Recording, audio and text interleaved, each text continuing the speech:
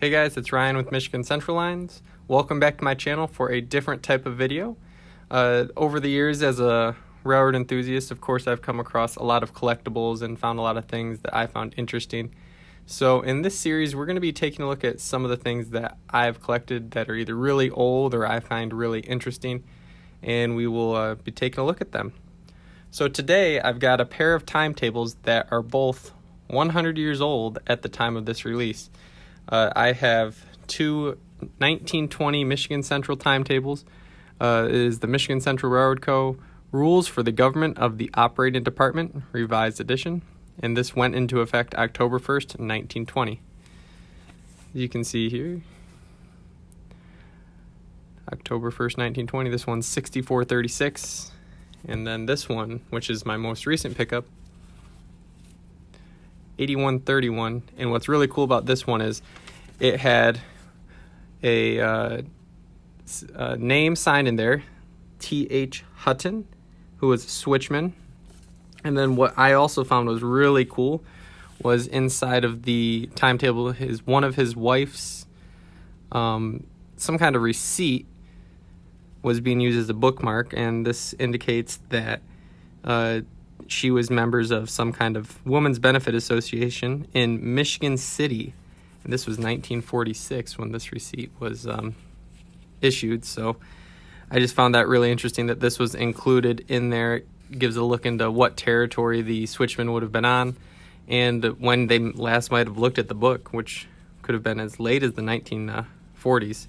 So that was really cool. So like I said, both of these are the same book. I picked up this one at a train show for, I think, just about $10. And this book was an eBay buy for $5. So not too expensive for an 100-year-old book. So we're going to look at it and compare it to some modern rule books and just see how stuff has changed a little bit over the last 100 years. So first we're going to jump into looking at some of the rules in this book, some of the things I find interesting about them. And then when we're done with that, we are going to compare it to the 2020 edition of G-Corps, which is essentially one of the national standards for what this book what would replace a local rule book like this for the Michigan Central. Interestingly about this G-Corps book is they have a semaphore on the cover, which I found interesting considering most of the last semaphores should be replaced this year or next. So anyway, let's get into the Michigan Central book. Out of the two copies, the one that I got more recently is slightly better condition, so that's the one we'll be looking at. So obviously, like I said, this one's really cool because it has a name and his position in the actual book. I just thought that really was one of the cooler features to me. Obviously, just like any book, it has an index. This one looks like it's in alphabetical order, telling you what page stuff is on. And then just a statement from the general manager of the Michigan Central Railroad at the time, indicating that this would take effect 12:01 a.m. October 1st, 1920. The company's general notice statement, this is just like a safety statement to tell that safety first and nobody's going to die today. And then you enter the general rules. This initially states that every employee must have a rule book, and then it just goes down a list that is over 1,300 rules long, ending on 1351. So, some definitions. Some interesting ones in here to me are the motor, which is in the engine, actually, both of them. A locomotive propelled by any form of energy, and a motor is a car propelled by any form of energy.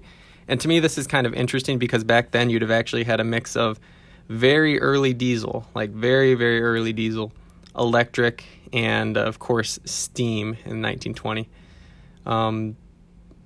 Probably not necessarily very early diesel yet, but definitely steam and electric. Specifically on the Michigan Central, where they had the electric going through the Detroit-Windsor Tunnel.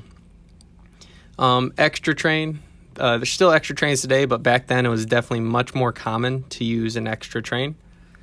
Superior train, which is very interesting because that is what would have been a passenger train or priority freight back then. Now Amtrak's not even a Superior train.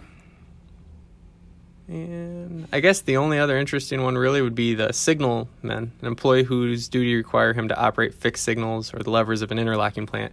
It's a job that's very uncommon nowadays in modern railroading. I do have some specific points I want to point out to you guys, but I found it really interesting that there's obviously hand-done illustrations in this book, but not only that, there's color, which is very important for showing the indications of signals and whatnot.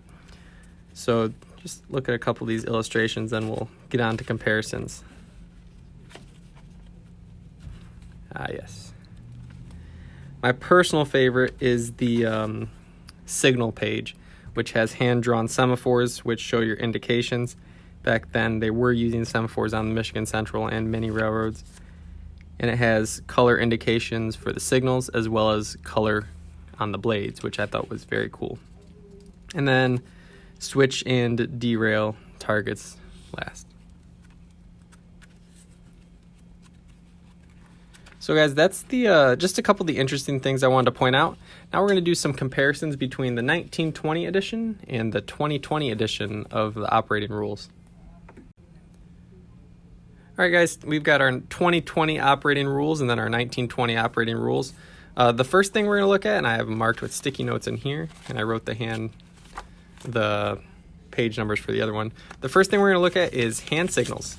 So in the 2020 rulebook, there are only 3 illustrated hand signals: stop, proceed, and back up. And then there's rules about how you should give the signal and stuff like that.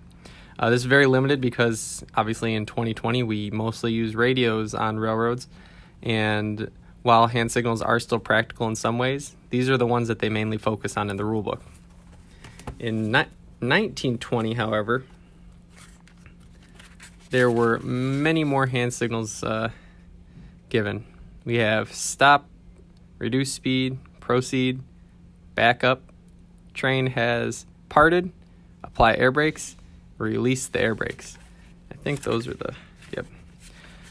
those are the main ones they give here. They illustrate with what looks like a passenger conductor, assumably because a lot of these signals would be used when building a passenger train. But just very cool to have the illustrations here. Most of these are technically still relevant.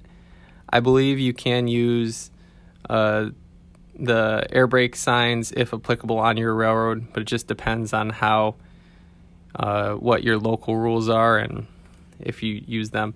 I know that stop, reduce speed, proceed, and back up are all still relevant with modern railroading. You'll see them more on short lines or on tourist railroads nowadays, though. Next up is train orders and track warrants. So on page 72, we have a blank train order, a demo train order. It shows issued to blank, you'd have your initials there, at 4:50 a.m. And this one's November 17th, 1915. Conductor and engineman must have a copy of this order, repeated at 2:20 a.m. Conductor Jones with train 45 made a complete copy, 2:20 a.m. Operator Black. And these train orders would have your orders for where you're going to meet a train, where you're running to, and any special instructions on the run that day, or if you're taking a siding or something like that. In G-Corps, there is a blank copy of a track warrant. And this does roughly the same thing on territory with TWC, track warrant control. You would copy this from a dispatcher, giving you authority to work on the track. It has blanks, but they're also fill in the blank more so.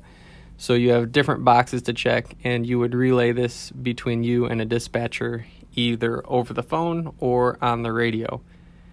And this, just like I said, just like a train order, gives you authority to operate over the main track on that territory.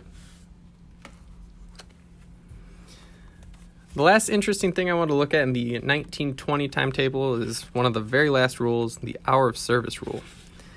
Hours of service law.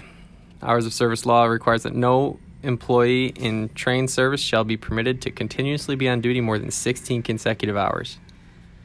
16 hours is a haul. Not only that, after 16 hours, you only get 10 hours of rest, but the minimum amount of rest is 8 hours. So you could work 16 hours and then rest for 8, and then work for 16 hours again and then rest for 8. And in 2 days, you've worked 32 hours out of 48, which is absolutely crazy. So that's crazy. The new rule is 12 hours maximum. After 12, you have to rest for a minimum of 10. And if you go over 12 in limbo time, all of that extra time is added to your rest. So if you work 12 hours, then are in a cab for an hour, you will get 13 hours of rest. This is crazy back then, but it's just how they were doing things.